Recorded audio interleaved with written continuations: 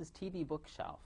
I'm David Lenander of the Rivendell group of the Mythopoeic Society, which is a Twin Cities discussion group where we talk about fantasy and science fiction. Today we're talking with Peg Kerr, who is the author of a couple of novels, including The Wild Swans and Emerald House Rising.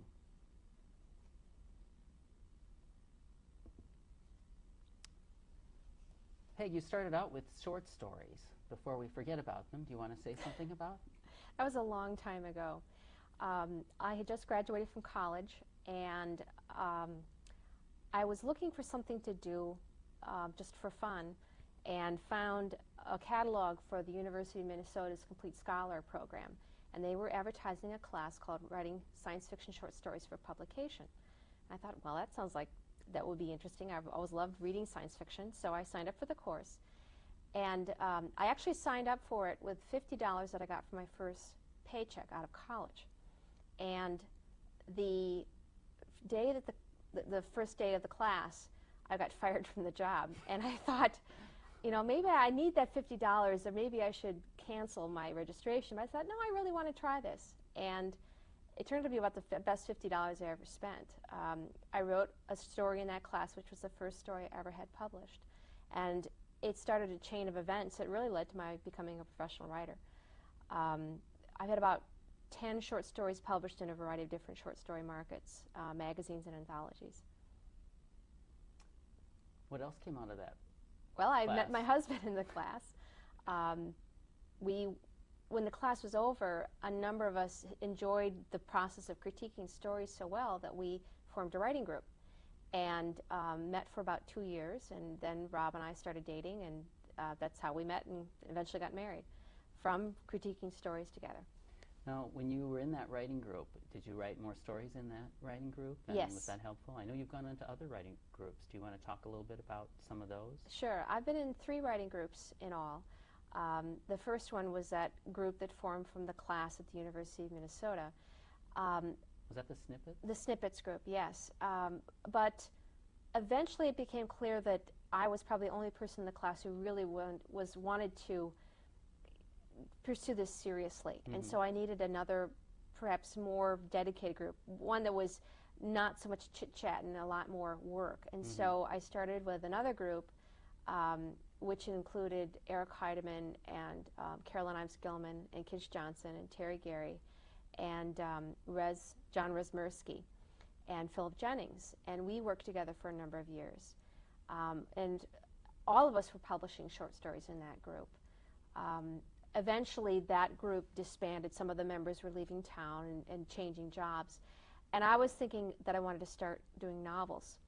And so I started with a third group, which were all novelists. And they included Joel Rosenberg, Patricia Reedy, Bruce Bethke. Eventually, we were joined by Lois McMaster-Bujold. And that's the group that I made the transition to novels. But this was a very slow process. I wrote my first short story in, I think, 1986 or 84, and I sold my first one in 86, and I didn't sell my first novel until 96 or 97. So I was concentrating on short stories for almost a decade. When you went to work on Emerald House Rising, that was with the third group? Yes. Then? That's right. But it took me about 2 years to figure out how to make the transition from short stories to novels. They're very different forms. And there are people whose natural length is the novel, and they start out writing novels. One of my primary mentors, Pat Reedy, started out that way. She never really wrote short stories. But the way I'd always written short stories was that I would get an idea, and I would think about it, and the story would sort of crystallize around one idea, and then I would write it all in just a couple of sittings. And I couldn't figure out how to get an idea that would crystallize into a structure that was as big as a novel.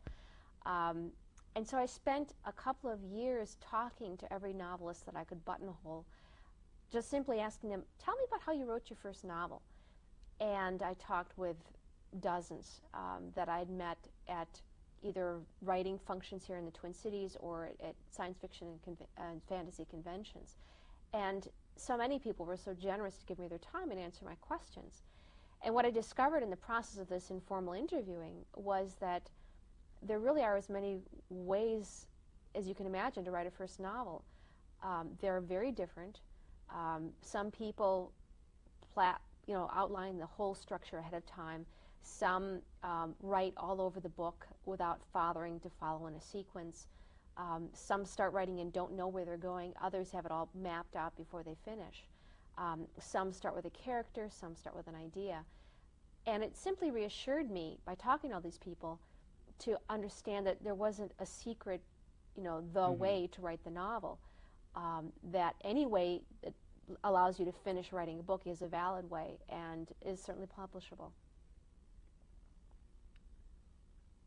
When you worked on Emerald House Rising, you've talked about how you started by writing about 30 pages with a character and just followed her. Yes.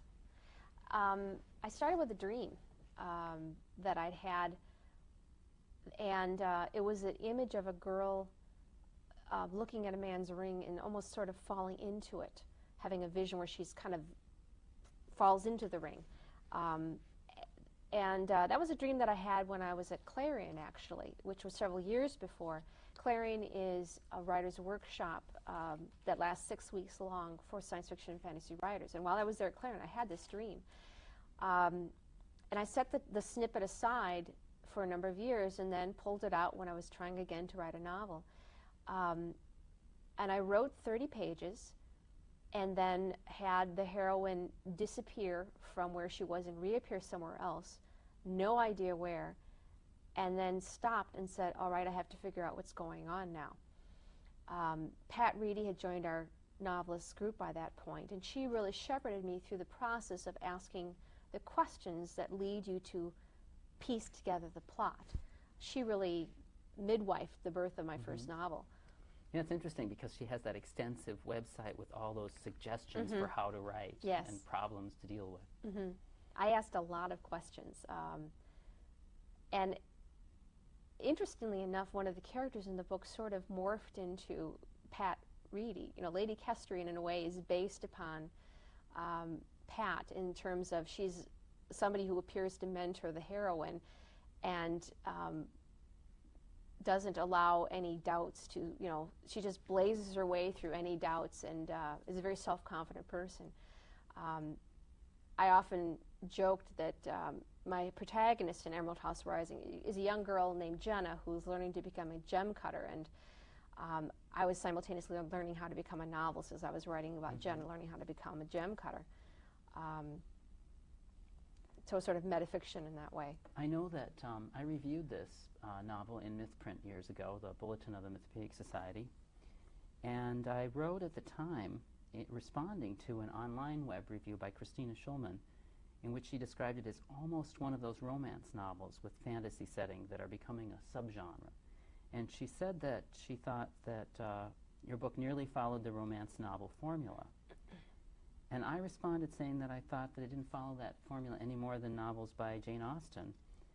But nice to be compared to Jane Austen. Yeah. And I found that instead it actually confounds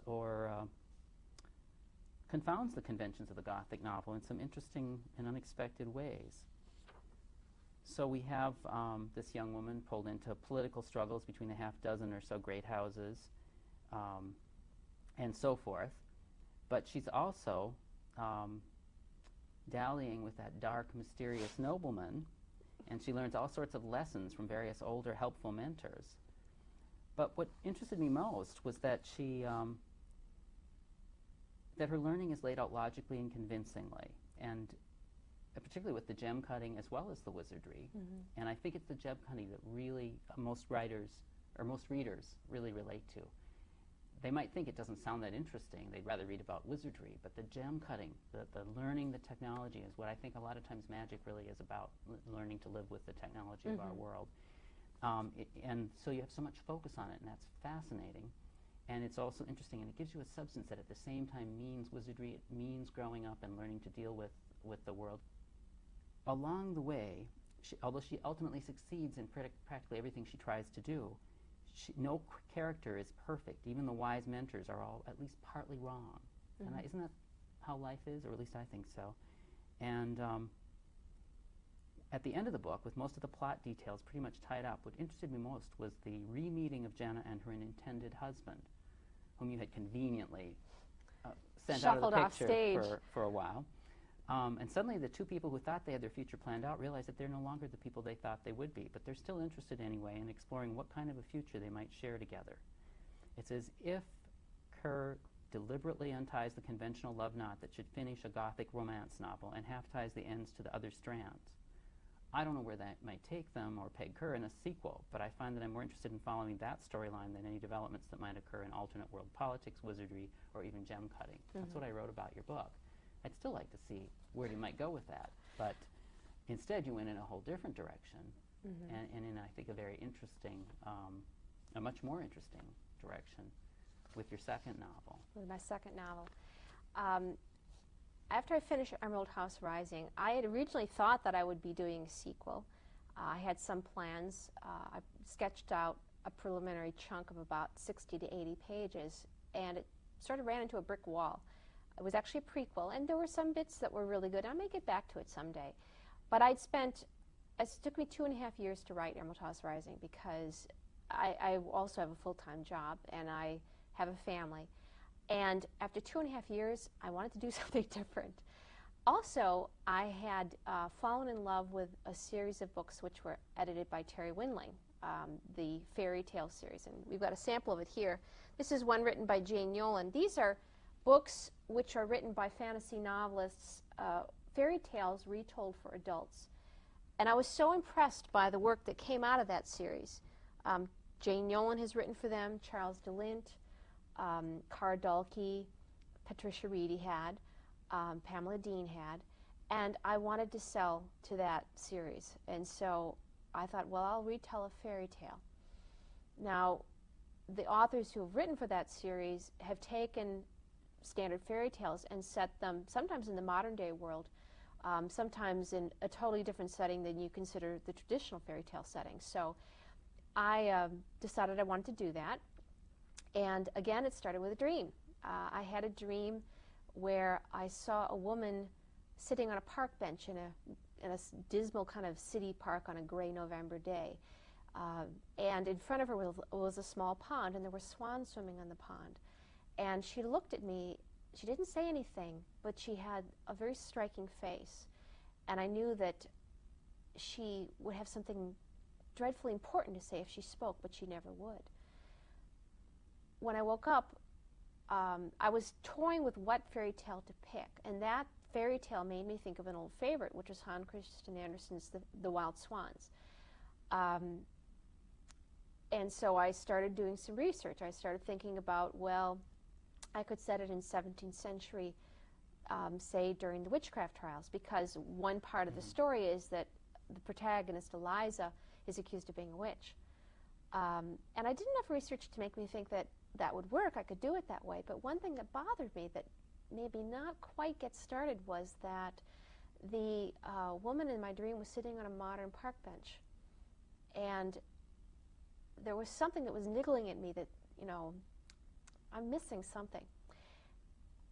One very important part of that fairy tale is that the main character, Eliza, is mute through a good part of the story.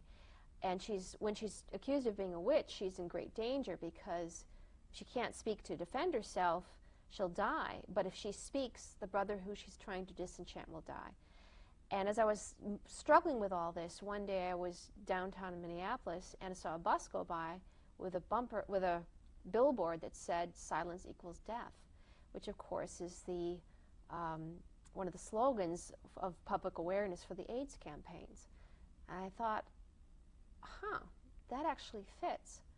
And when I started thinking about it and researching the history of the AIDS epidemic, I realized that in a way fit the story too. And then I was stuck with another dilemma. I had the 17th century story and I had the 20th century story.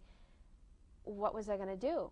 And I was talking with one of my mentors, Pamela Dean, about this, and she didn't blink an eye. She said, well, you'll simply have to write both of them. So that's what I did. I alternated chapters between the 17th century with the struggle with witchcraft trials and the 20th century with the AIDS epidemic. They both fit the fairy tale, and they both fit the themes, and that's why I wrote the book.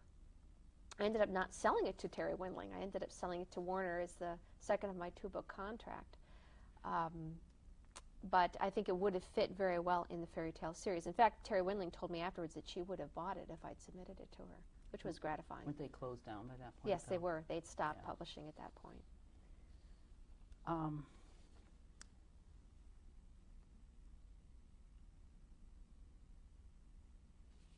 Well, let's go with Wild Swans.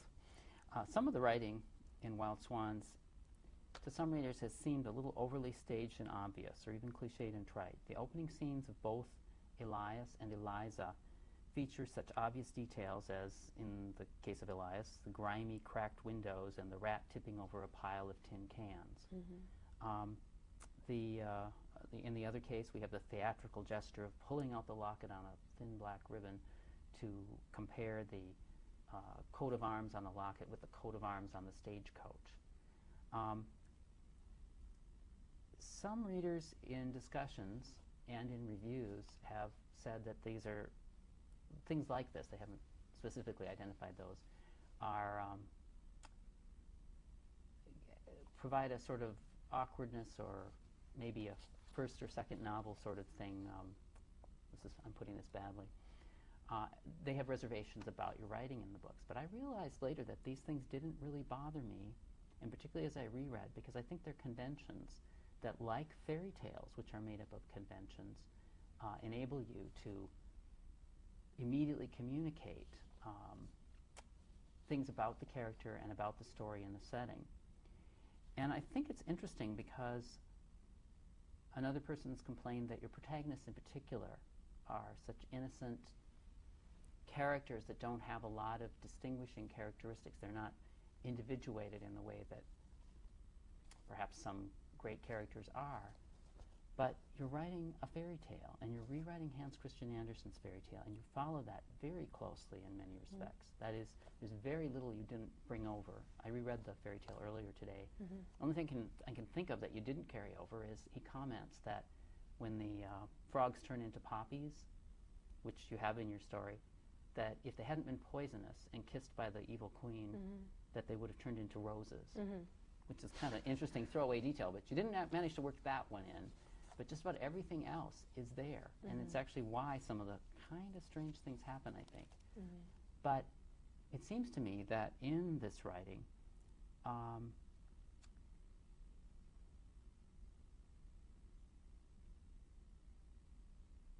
you're setting up separate lines, and Andersen's is definitely a line of story, and then you have another one, and then you have another one, and in the third one, we move further and further away from Andersen's original, and his, of course, was a retelling of mythic materials from earlier, that I think invites the reader in the end to build their own story. And I think that although many people say this is a book about AIDS, which of course is the Eliza part about AIDS, half the book is about Eliza, right? Maybe like Briar Rose, which is really about stories. They're about Sleeping Beauty. They're about the Wild Swans. And what I think it invites the reader to do is to start writing their own story. And I think that's one of the reasons that you didn't close off the book in quite the way that I was expecting you to and wanted you to. And so in my first reading, I was a little disconcerted. I want this book to end up with a piece of text that equally applies to both stories. And you do bring both stories together at the end in marvelous ways. But somehow I was just a little taken aback, and I was left kind of unquiet. I think the best books leave us unquiet. What do you think? Well, there's a couple of different questions there. I'll talk about what you spoke at in the beginning about the details that sketch the story so differently in the beginnings of Elias. I should explain that I have in the 17th century story, I have a woman named Eliza. The 20th century story, I have a young man, a gay man named Elias, and they're obviously meant to be sort of doppelgangers of one and another. I was deliberately setting the stage in the two storylines so that the contrast seemed enormous. The story, you first see Elias sleeping on the floor of a grimy warehouse in New York City, miserable, homeless, cold, and alone. You see Eliza, the first time you see her, walking through a lovely English countryside on a gorgeous May morning, the birds singing in the hedgerows, you know. The dewdrops sparkling, yes. And that was very deliberate to make it seem like these stories have nothing to do with one another at all. That was very deliberate. However, within a few chapters, Eliza is homeless, and Elias has found shelter, and they start their situations start changing and sort of sliding. Each will move in one direction, and the other will slide into the direction that the other one had come from. And then, getting back to your later question, see, where do we end up on your question? I've lost a thought here. One of the things that impresses me about the book. Oh, about the ending. I'm sorry, about the ending. I think what I hoped that there is a question which each of them says near the end of the story is, if I can't save them, meaning my brothers or my community, and I die myself, what is it worth? What is all the silence and suffering for? The book ends with a question which is really for the reader to answer, and that is why, that's part of the silence, that I don't have an answer.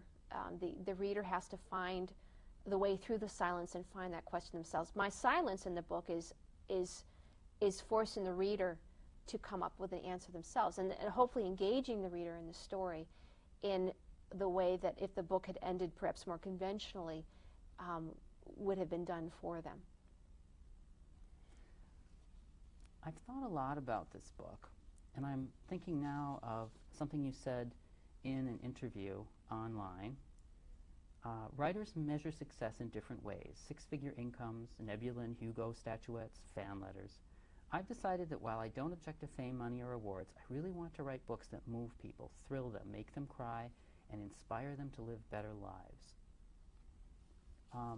I was talking with my daughter, who's 14, and read Emerald House Rising and loved it, and then tried to read The Wild Swans and wasn't too sure about it. She was about 12 at the time. And then subsequently did go on to read The Wild Swans and has read it twice and ended up crying both times. Something Pam Dean talks about. A hardened writer, you'd think, after having read half a dozen books, and her comment was, "You can't stop reading and the tears are staining the last few pages of the book." And I asked my daughter, what would you ask? She had a couple of questions, but one of the things that it came down to is she kept talking about the Elias story. And I said, what about the Elijah or Eliza story? And she said that the old story didn't hit her as much. It wasn't really as there as the 80s part. She could really feel Elias's parts. But the book didn't make sense until the two separate stories tied together at the very end. And I said, well, what does it mean? The swans fly away, she said. And I said, well, what does that mean? And she said, well, we have to get the book out. And she'd read me the last 2 pages. And we both ended up crying. And I ended up telling her a story about a quilt patch that I looked at and recognized the artwork on it. And I think what Claire was telling me is that she couldn't put this into words, only into tears. But I also think that she was starting to hear that demand that you do something. You have to make your own story. So I think your book has really succeeded for a lot of readers. How does that make you feel? Does it make it harder to go on to your next book? Yeah, it does. I mean, this book haunted me for a long time. I went through a period where it had gotten its hooks into me so deeply that it seemed impossible to pull away and to move on to something else. I have started to work on another project, but the reaction from readers has been so gratifying. I have gotten letters from people, both people who have been touched by AIDS and people who never had any experience with it whatsoever. and been told that it did move them. It moved them deeply, and it made them think about things and about communities in a way they've never thought before. And that is very gratifying to me. That makes me feel that I have accomplished what I'd set out to do. You've written a lot about your life and the story that you're working on now in your live journal online. Do you want to say just a couple words about that story that you've been working on for a while now? The story I'm working on right now is a fantasy novel. I decided, finishing Wild Swans, I thought, okay, I've done that. What do I want to do for my next project? And one thing I determined quickly was that I wanted to set it in Minneapolis-St. Paul because I was tired of trying to do long-distance research. And wondered, well, what can I talk about that's fantastical in this Twin Cities? And started thinking about what's distinctive about Minnesota. It's the weather, of course. It's the summers and the winters, those extremes of temperatures. And I don't remember exactly what the chain of sequence of events that led me to the thought of the St. Paul Winter Carnival Ice Palace. It seems natural. It's a fantasy castle here in St. Paul, and so I started spinning out a system of magic based on summer and winter magic.